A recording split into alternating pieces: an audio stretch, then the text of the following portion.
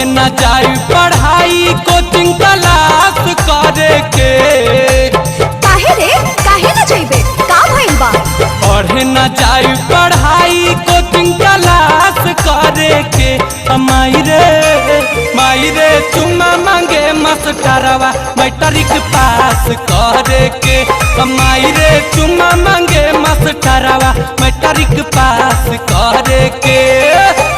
पढ़े न जाई पढ़ाई कोचिंग क्लास करे के।